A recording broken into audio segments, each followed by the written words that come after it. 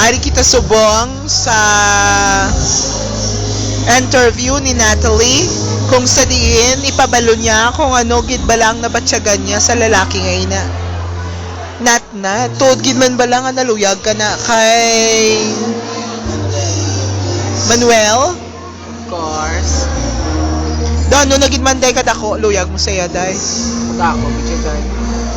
Yuga. Dako, bitch. Di na, sang nakita mo nga may upod sa nga si Russell man tupod ya. Kaya no mahambal mo partidira. Umanda na siya mag-brown out. Si Rola. Umanda na sila nga tatlo. Si Rodel, si Rola, o si Russell. Tatlo naka-R. Sige mag-brown out. Pangbunon ko na slice stick. Ha? Yuga day. Balon mo na sila nga tatlo. Naga muna sila yaman kung di nagahigugma ka na sang tampad kag tuod nga ginagkumos kanila no. Ganing man. Ginamo ko na. Ano kung ikaw nagatubang sumong sa isa ka espiyo, ano mahambal mo? Nabuang gid ko yun. Buang ka gidya kay Manuel day. Hindi na ako kay Chindi sa brown ko. Pero may ko lang natunto si Eloy. Para lang matag sa iya. May balon siya buwas. Gusto na mula niya brown niya sa akon. Sakit. Ikaw Paula.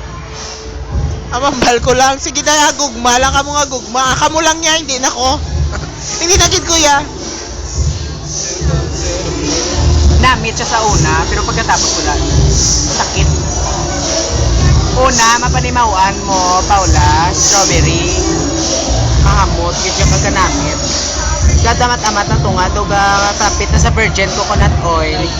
Hasta na nga, buga ka na yung galit-gata. Babayaan mo na siya subo. Basta mamba ko lang bonon, kugit na si Russell, si Rodel, pag si Rola, mag-brown out lang. Sige. Maayong gabi sa imo, Natalie. Kag dira naga-end ang aton interview party kay Manuel. Bye!